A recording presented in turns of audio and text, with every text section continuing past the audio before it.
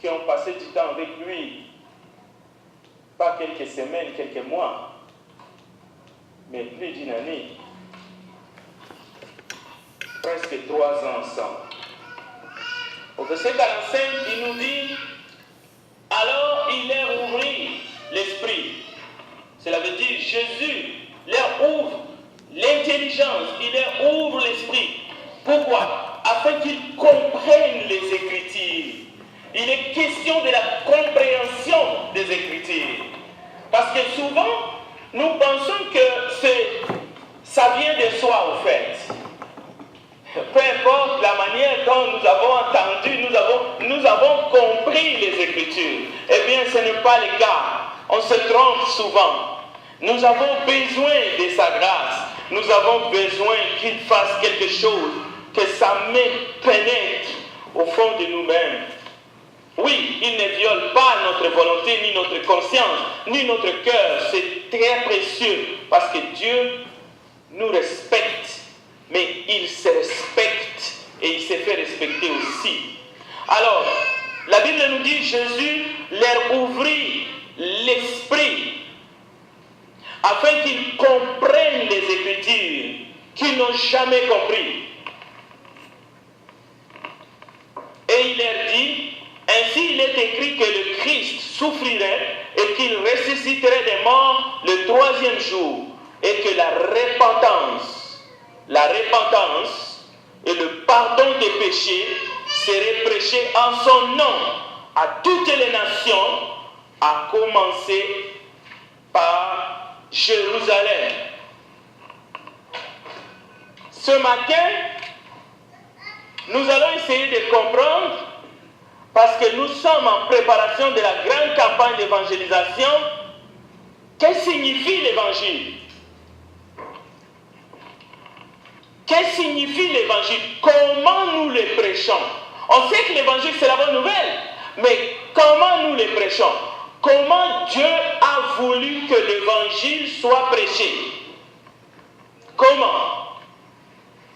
Est-ce que nous prêchons l'évangile de Jésus-Christ? Est-ce que le message que nous apportons, c'est le message de l'évangile selon Jésus? Ici, nous voyons comment est-ce que Jésus agit. Il leur ouvre l'esprit pour qu'ils comprennent l'évangile, qu'ils comprennent les Écritures. Comment est-ce qu'ils vont l'appliquer, le vivre et le prêcher? Comment l'évangile doit être prêché? Eh bien, pour certains, l'évangile c'est le miracle. Boum, c'est le miracle. L'évangile c'est le miracle. Recevez le miracle. C'est ça l'évangile? Recevez. Ouvrez votre cœur et recevez le miracle. Jésus n'a pas dit ça. Pour d'autres, l'évangile, la voici. Si tu confesses de ta bouche le nom du Seigneur Jésus, et si tu crois dans ton cœur que Dieu l'a ressuscité d'entre les morts, et recevez le miracle. Le miracle s'opère.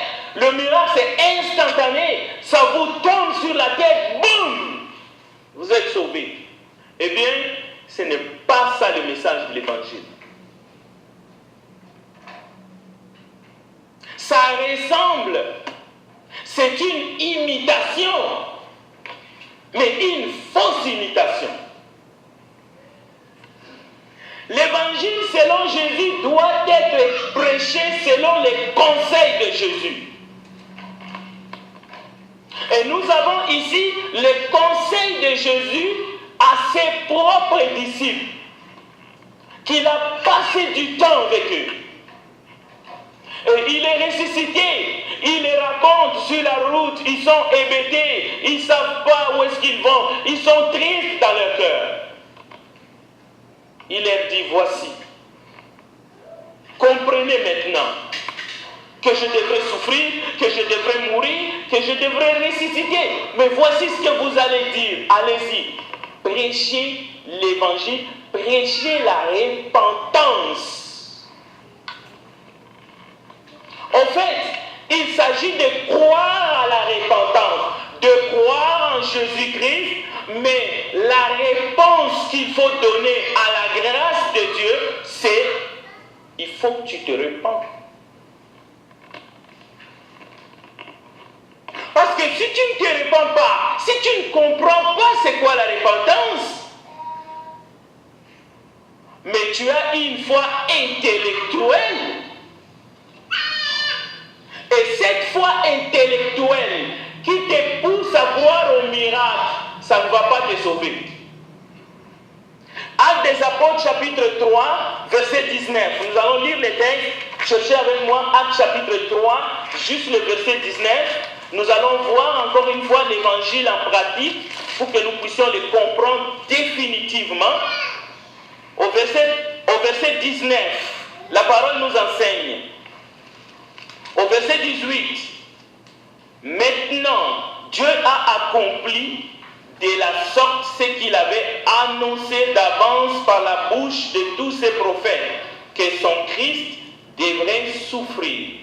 Et le verset 19, et répandez-vous donc et convertissez-vous pour que vos péchés soient effacés. Et répandez-vous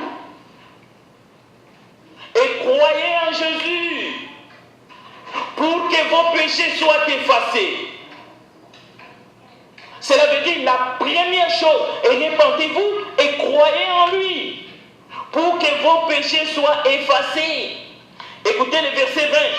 Afin que des temps de rafraîchissement viennent de la part du Seigneur et qu'il envoie celui qui vous a été destiné, Jésus-Christ. Ici, nous voyons comment le message a été annoncé. Encore, Actes des Apôtres chapitre 5. Actes des Apôtres chapitre 5. Nous allons lire le verset 31 rapidement.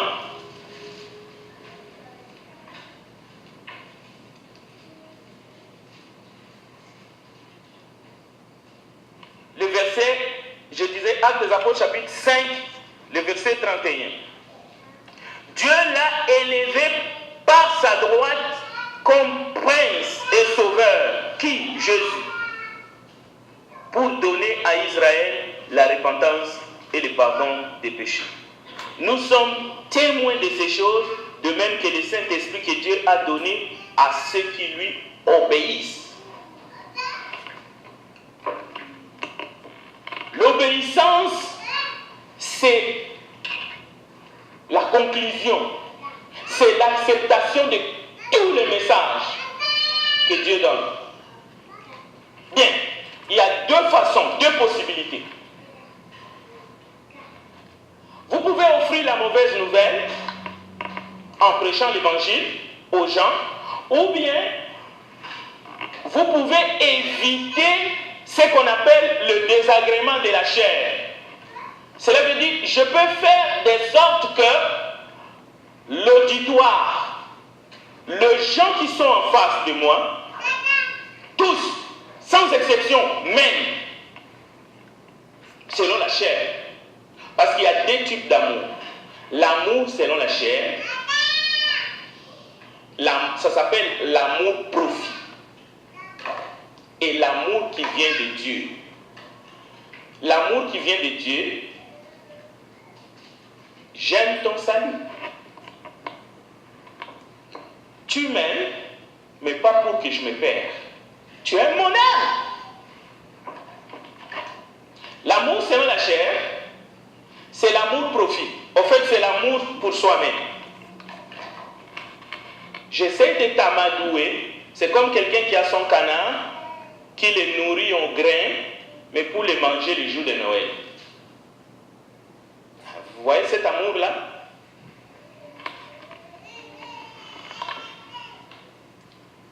Il y a une troisième voie de prêcher l'évangile.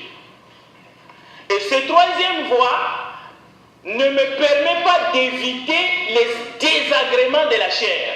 Ici, la chair ici, c'est je prêche, mais je ne m'attends pas d'être aimé par tout le monde à cause de ce que je prêche.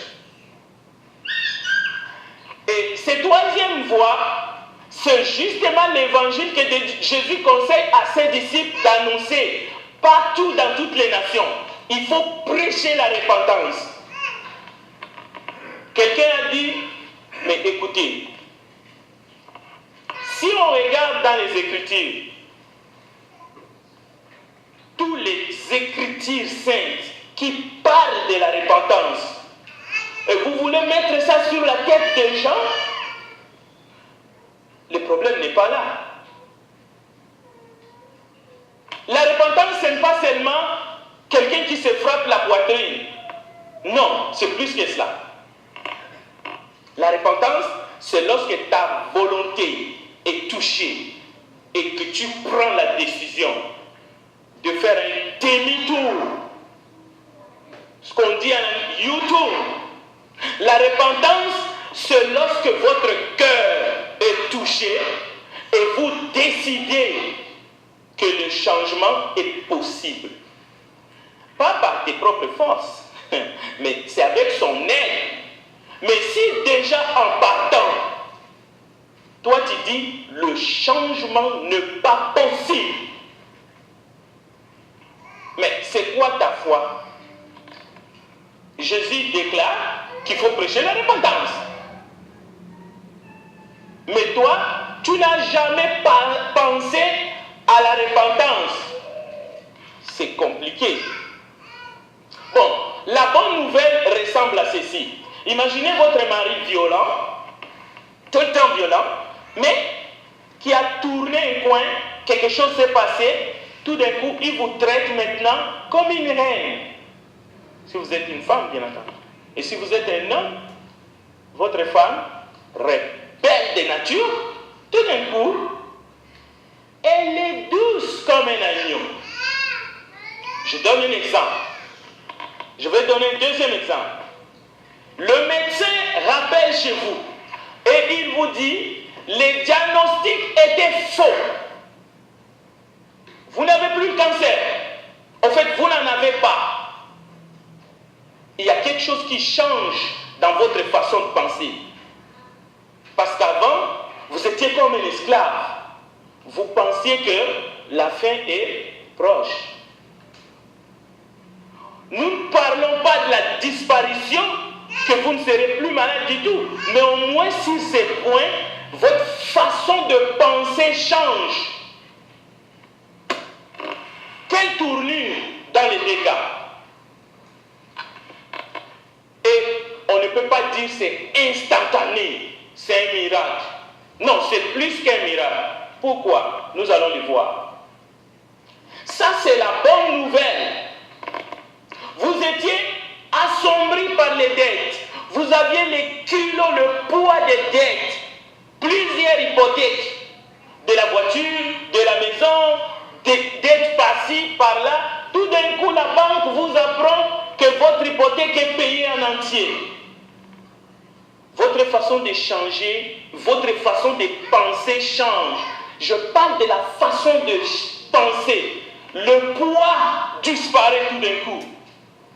Vos craintes de traitement, si vous étiez malade, telles que la chimio, n'existent plus. Il y en a qui ont la crainte même de prendre des médicaments. Tout cela, en un instant. Parce que le médecin vient de vous dire, c'est fini. La repentance, ça veut dire quoi pour vous?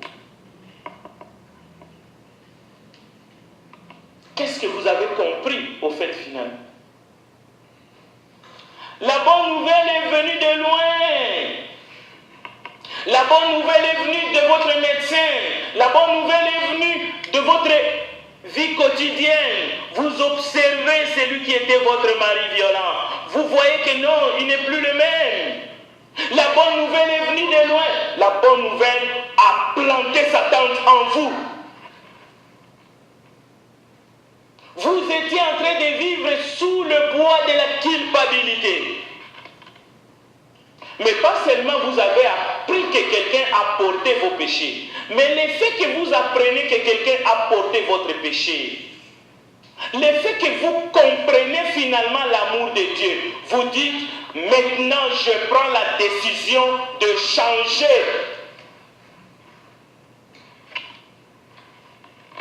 la repentance devrait être prêchée dans toutes les nations. Aujourd'hui, on ne prêche pas la repentance. On dit aux gens, restez comme vous êtes. Vous êtes corrects comme ça. Ayez foi en Dieu. Mais ayez foi en quoi? Est-ce que votre vie, vous avez compris l'amour de Dieu et que cet amour vous a poussé à la repentance, à voir que vous étiez sur un chemin qui menait à la mort éternelle? Est-ce que vous avez compris cela? Ou est-ce que vous avez été attiré par recevez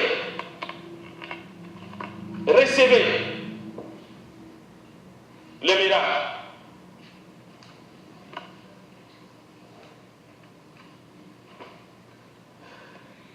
Même lorsque vous avez toutes ces bonnes nouvelles, celui qui avait un mari violent, qu'est-ce qui arrive? Vous qui avez des dettes, vous vous réveillez le matin, peut-être que vous faites un rêve, et il y a la sueur, vous êtes inquiet quand même au sujet de l'argent. Est-ce que c'est la réalité? J'ai fini de payer ma carte crédit? C'est vrai? J'ai téléphoné là-bas pour voir mon score de crédit. On vous a dit c'est correct maintenant, vous pouvez emprunter encore. Mais vous avez encore des doutes. Vous avez toujours peur que votre mari rechute dans la violence. C'est pour vous dire, Dieu ne cherche pas de repentance parfaite, mais vous avez tout le temps. Il va revenir. Cette semaine, on le voit correct. Mais on ne sait pas, est-ce que ça va tenir bon?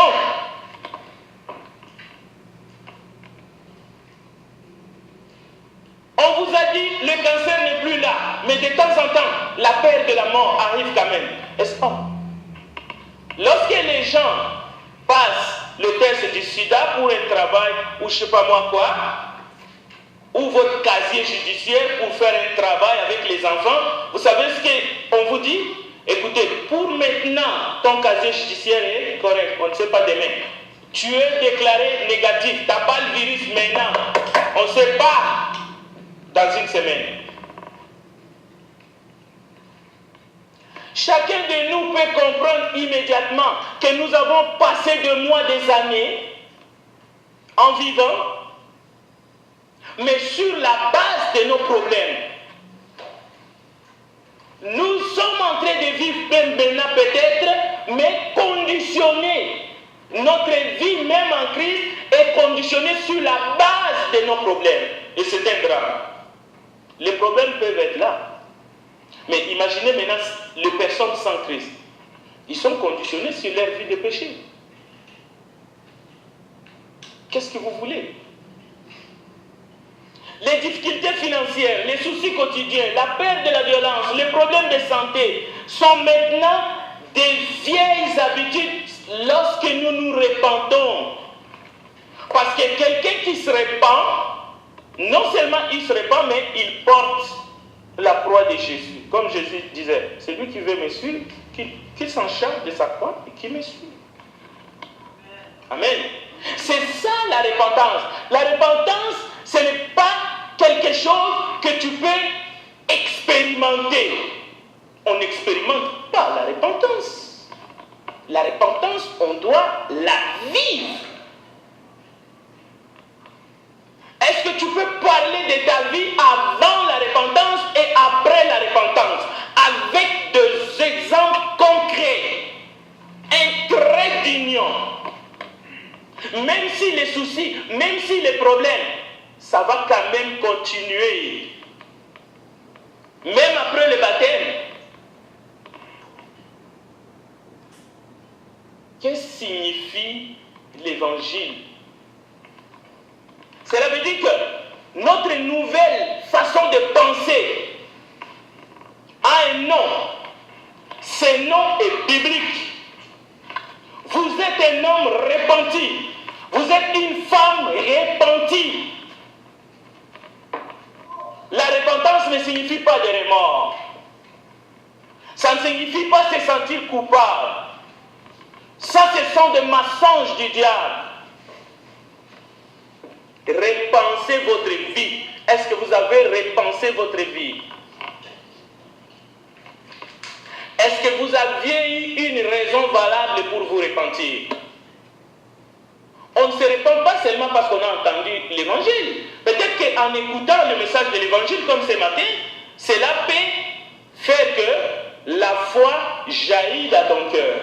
La foi vient de ce qu'on entend, et ce qu'on entend vient de la parole de Christ. Mais est-ce que vous avez une raison suffisante pour vous repentir? Avez-vous eu cette raison? Si vous avez eu cette raison, c'est laquelle?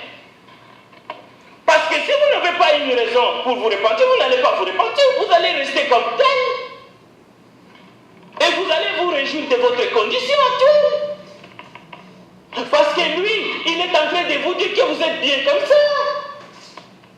Vous avez un travail, vous êtes peut-être marié ou pas, vous avez un boulot, vous avez une bagnole, vous avez ce qu'il faut, et vous êtes correct, non?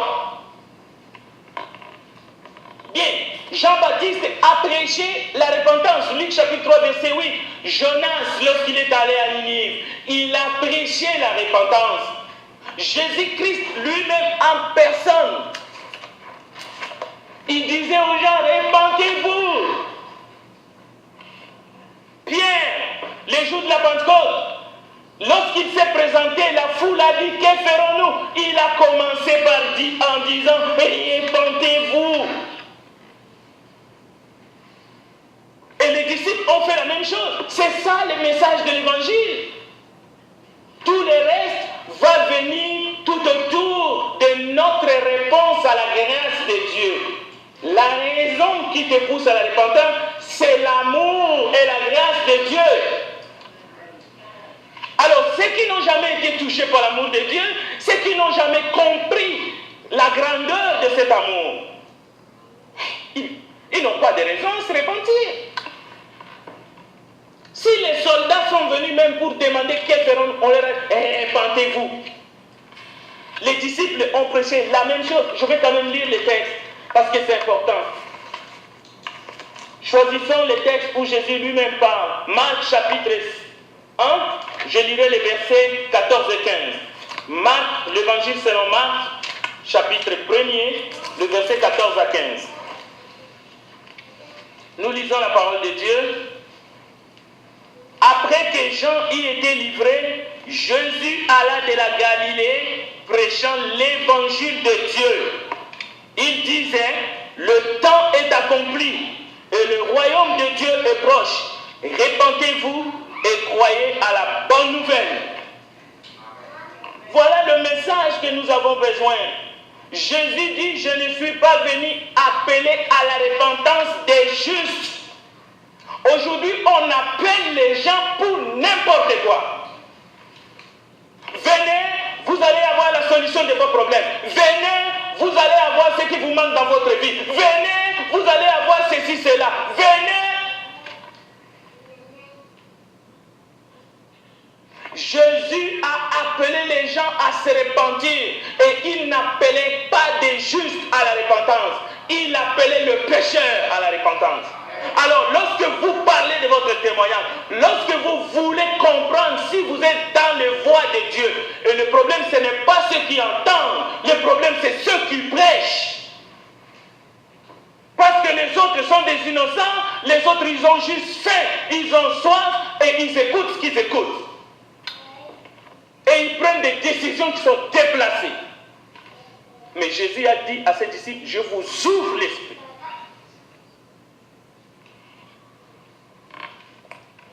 En Actes chapitre 26, verset 20, à ceux de Damas, c'est Paul qui dit. Actes chapitre 26, verset 20, à ceux de Damas, d'abord, puis à Jérusalem, dans toute la Judée et chez les païens, je prêchais la repentance et la conversion à Dieu avec la pratique d'œuvres dignes de la repentance. Comment nous prêchons l'évangile? Comment nous prêchons l'évangile? Ils ont tous prêché la repentance des œuvres mortes et la pratique des œuvres dignes de la repentance. Où sont la pratique des œuvres dignes de la repentance? Dans ma vie, vie de quiconque se déclare appartenir au Dieu vivant. Où sont les œuvres dignes de repentance? Une attitude mentale positive, ça ne suffit pas. C'est du positivisme. Et ce n'est pas la vie chrétienne. Vous pouvez être positif jusqu'au bout. Les messages de l'évangile, c'est la repentance, la foi, la confession, le baptême pour le pardon des péchés, mais la persévérance aussi. La persévérance. Parce que si tu manques de la persévérance, tu n'es pas fidèle. Voici ce texte que j'aime beaucoup, qui va peut-être nous réveiller aussi et me réveiller moi-même.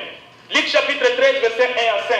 C'est Jésus encore une fois qui parle. En ce même temps, quelques personnes qui se trouvaient là racontaient à Jésus ce qui était arrivé à des Galiléens dont Pilate avait mêlé le sang avec celui de leur sacrifice. Pilate mélange le sang des gens avec le sang de leur sacrifice. Écoutez ce que Jésus dit. Il leur répondit, croyez-vous que ces Galiléens aient été de plus grands pécheurs que tous les autres Galiléens parce qu'ils ont souffert de la sorte? Non, je vous le dis, mais si vous ne vous repentez, vous périrez tous également. Ou bien, ces 18 personnes sur qui est tombée la tour de Siloé et qu'elle a tué, croyez-vous qu'elles aient été plus coupables que tous les autres habitants de Jérusalem? Non, je vous l'ai dit. Mais si vous ne vous repentez, vous périrez tous également. Le message, c'est quoi? Le message, c'est prendre la décision de remplir de joie ton avenir et ta vie en créant une atmosphère gaie autour de toi. C'est de la jouissance. Et la jouissance ne sauve personne. Dieu nous appelle à nous repentir sincèrement devant lui, à croire à son Fils Jésus-Christ, à confesser son nom et à être baptisé pour le pardon de ses péchés. C'est le message de l'évangile et nous allons recevoir les dons du Saint-Esprit qu'il a promis à tous ceux qui vont faire, à tous ceux qui vont obéir à l'évangile. Et de persévérer, la persévérance des saints. Maintenant, comment voulez-vous? Nous voyons dans le monde des hommes et des femmes qui sont fatigués, mais vraiment fatigués, pour de vrai. Ils ont juste un mot. Je la foi. Non, cette foi n'est pas la bonne. Elle est mal placée. Ce message est corrompu. Elle n'est pas la bonne. Repentez-vous ou périssez. C'est le message. Ce n'est pas compliqué. Parce que vous avez eu une vie. Vous avez vécu comme vous voulez. Vous avez traversé, vous avez bravé vents et marées. Repentez-vous ou périssez. C'est que le message de Jésus, c'est le message des disciples, c'est le message de notre temps. Parce que si vous avez réellement la foi qui vient de la parole de Christ, vous allez vous arrêter pour dire, je ne veux pas mourir. Je ne veux pas mourir. Je n'ai pas la force. Je me sens faible. J'ai besoin de toi. Même le brigand sur la croix, il a crié. Écoutez ce qu'il a dit au Seigneur. Il n'a pas seulement dit au Seigneur, je crois en toi. Même si nous ne sommes pas dans la nouvelle alliance en ce moment-là. Il dit, toi, tu n'as rien fait. Toi, tu ne mérites pas les supplices sur la croix. Mais nous méritons ce que nous recevons comme traitement. Nous méritons la mort. Est-ce que vous avez déjà dit que vous méritez la mort? Est-ce que vous l'avez dit parce que votre cœur a été brisé, parce que vous avez compris son amour? C'est ça la repentance, mes frères. Ah, parce que si vous ne vous repentez pas, il n'y a pas d'issue.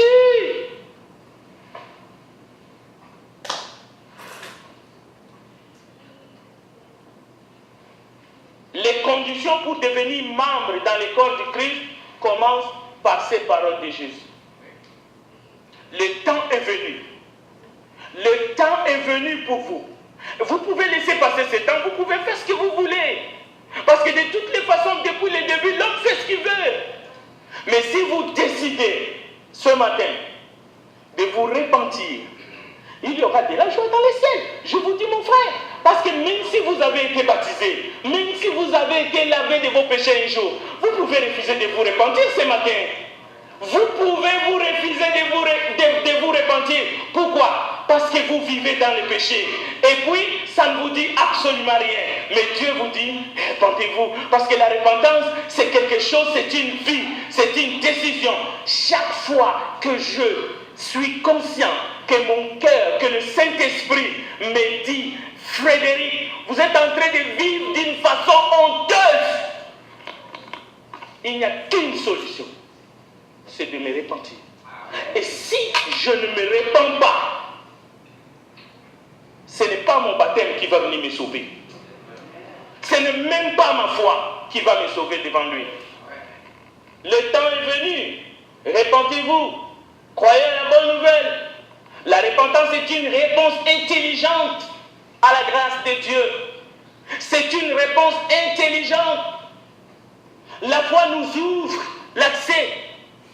Mais la repentance, c'est la réponse que Dieu attend de nous. Dieu de grâce. Qu'est-ce que tu lui réponds ce matin? Qu'est-ce que tu lui réponds? Oui.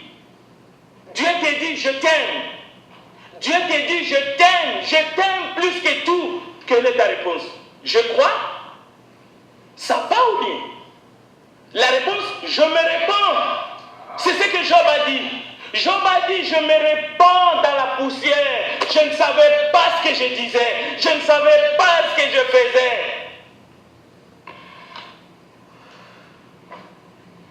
La reine du Canada te dit, ok, tu sors de la prison. Tu étais condamné à 36 ans. Comme aux États-Unis, il y a des gens qui sont condamnés à 120 ans. Il y a des gens qui sont condamnés à 300 ans. Il y a des sentences comme ça en Amérique. En Amérique du Nord. Heureusement, nous ici, nous avons des sentences bonbons. Mais d'accord, la reine te dit, tu as été condamné à 9 ans de prison. Maintenant, tu sors de la prison, je te fais grâce. Et toi, tu réponds, je crois. Est-ce que ça a un sens? Cela n'a aucun sens. C'est une fausse croyance. Dieu te dit qu'il te fait grâce. La réponse, je me répands de mes péchés. Et tout vient avec. Et Dieu t'accueille dans son parvis. Tu es lavé, tu es accueilli, il y a la fête dans les ciels. Alors beaucoup n'ont jamais été repentis dans leur vie. Ils ont crié à un salut par les miracles. Repentez-vous.